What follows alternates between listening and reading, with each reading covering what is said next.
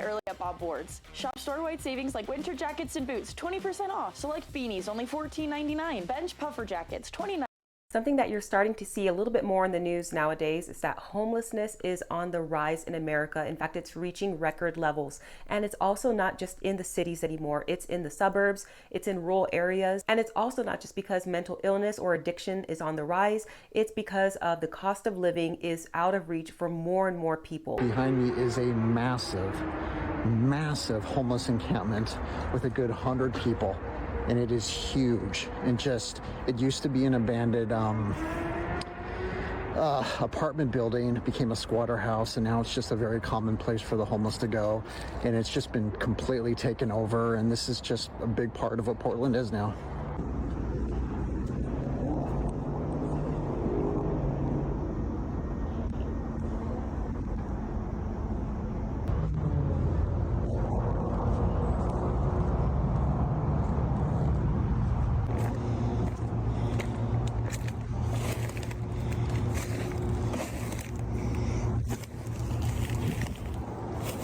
Okay, so we going through stuff to try to see what's needed and stuff go to storage, but like, so ignore the best, but it's a lot. Check out the dog, and I'll show you the inside of the tent when it's cleaned out. This is day 5 of being homeless. We just had to check out of the room. I have $20 to my name. Keep getting these suggestions to go to Lexington, which is 2 hours away from where I am now. I'm just gonna say screw it and see what's out there. It's depressing just waiting around here for nothing, for motel money. This is crazy.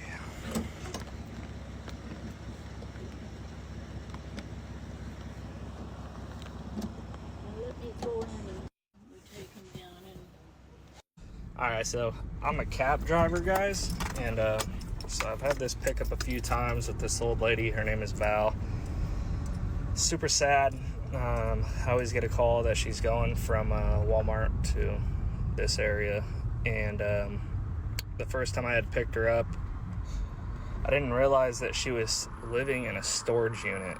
You know, I think it's pretty crazy and messed up in this world that an 80-year-old lady is staying in a storage unit, and she claims that she's gonna get a van someday.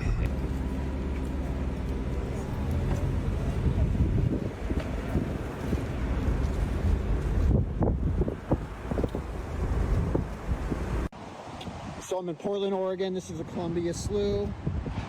This is a raft where Keith and Monica live. They built this a couple years ago. It's actually hard to get to. They have their own boats, but they also have kayak. So this is just kind of what the homeless tend to do in Portland, is this is a very protected place to go. And we've been on this raft a few times. Sometimes they just have it over here.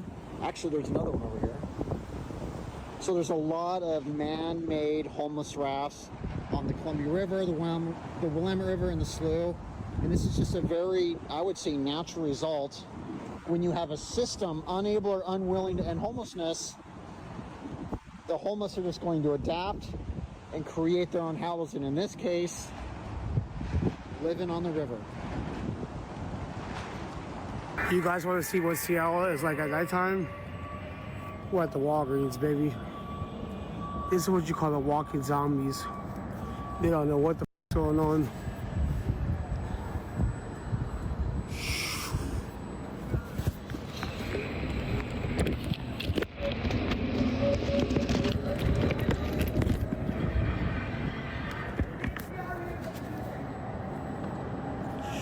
I pray for these people that get help one day, but this is literally Seattle. We have a huge fentanyl problem.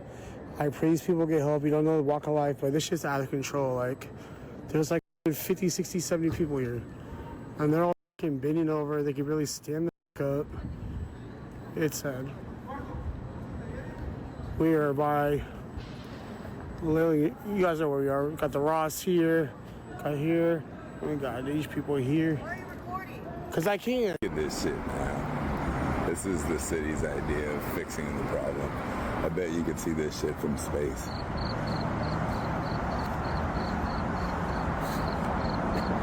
just sprawled out. This is one person. One person's shit. That was all confined in the bush that they cut down right there. But this is their fix-it problem. Don't get the person. Let's cut down the bush. So they sprawl all their shit out. And it's here every day. Too much, man. I told you, we work in vain. These dudes don't want to help nobody. Since style and substance in the GMC Sierra. Since there's so many tents in Los Angeles all over the streets, there's actually one right behind me. You can see it across the street in the blue right there, right back there.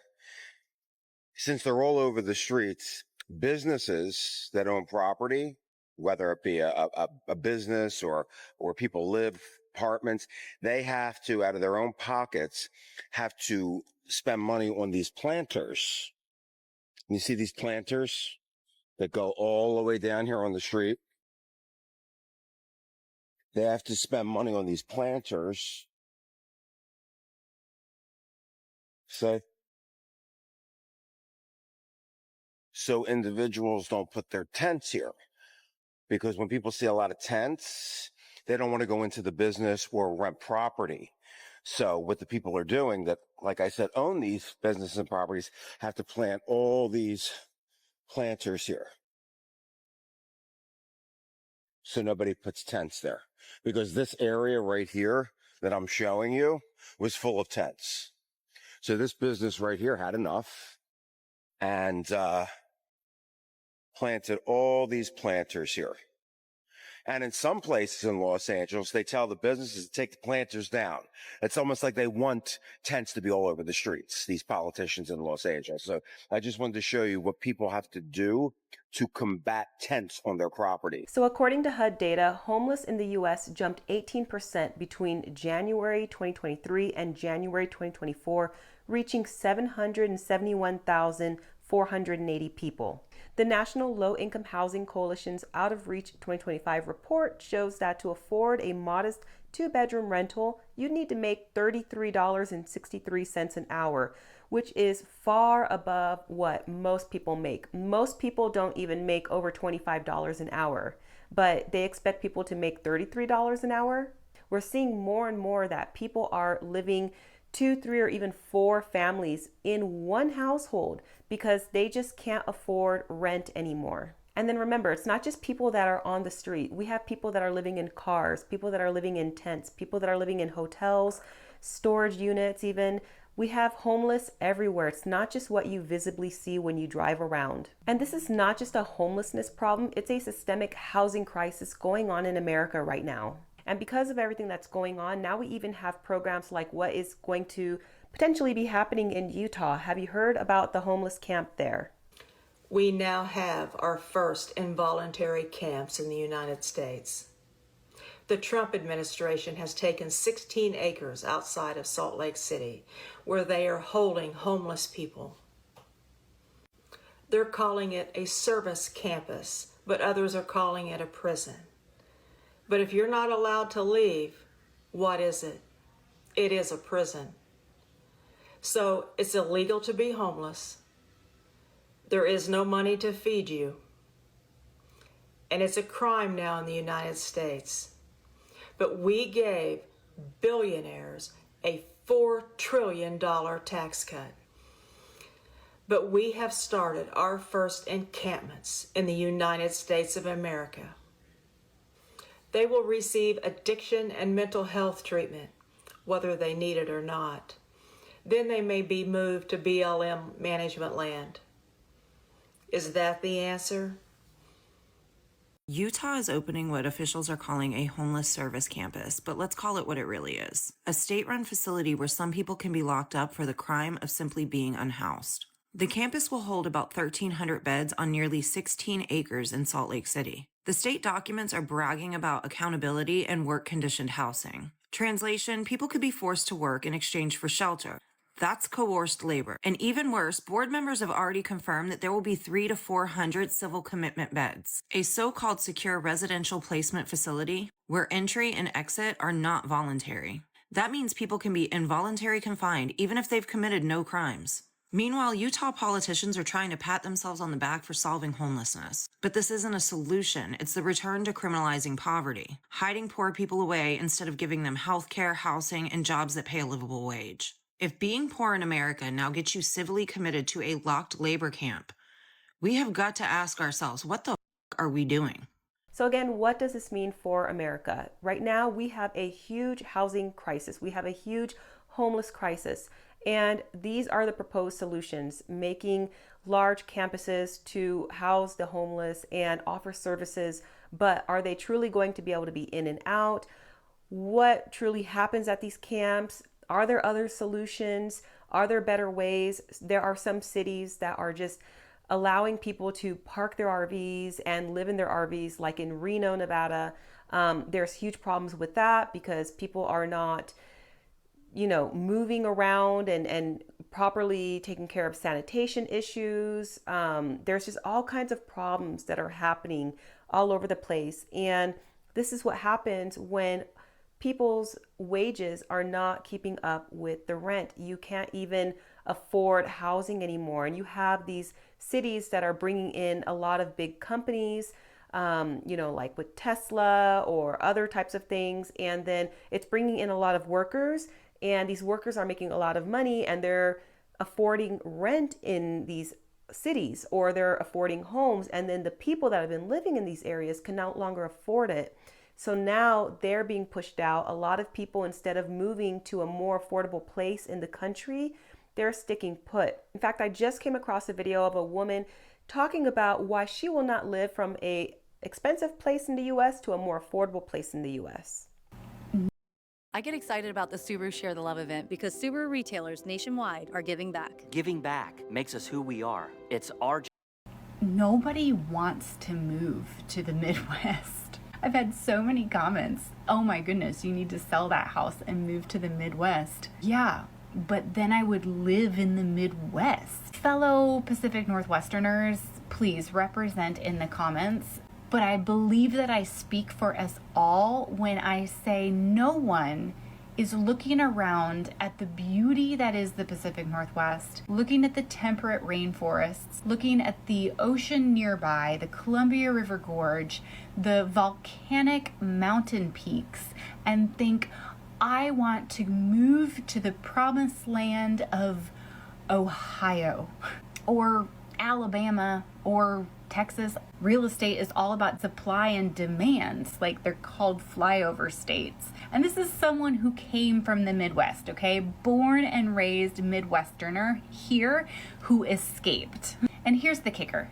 When I am finished with my career and I own this house outright and I have probably multiple millions of dollars worth of equity, I could sell this home and move to the Midwest, but I can't go the other way.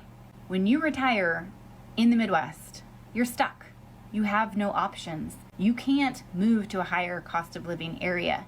And that is the situation that my parents have found themselves in, and they are currently trapped in the Midwest. They retired, they bought their home, they paid for it, and now all of their children have left, but they can't move because they can't afford to live where their children and their grandchildren live.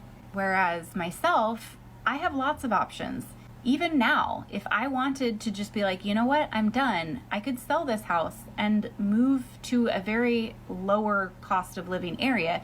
Now, I wouldn't probably make half of what I do because our wages are so much higher out here as well. I have options. So this is one woman's point of view. That's not something that we have done. We have always relocated to more affordable places to live because of the cost of living. And we're not just going to stay in one area and get priced out. We will just kind of vote with our feet. We'll move around. And I know that's not necessarily the solution for everybody, but that's something that we have done, myself and my husband. So I definitely would vouch to say that, it's good to move if you can't afford to live where you are. And I do get the points that she's making about equity and things like that. I do understand those points, but then at the same time, if you can't afford to live there, you can't afford to live there. So what do? You know, I've seen videos of people saying, how do I buy a house in, for example, the Washington area? You know, it's so expensive. We have 2 incomes and we can't afford it. Well, you know, maybe that's when you have to really think about, do you stay there? But what are your thoughts? I know we covered a lot in today's video. Please share down below. This is a huge problem and it's very complicated. I don't think there's just one answer or one solution. Please share down below. Thank you for watching, and I hope to catch you in the next video. Take care.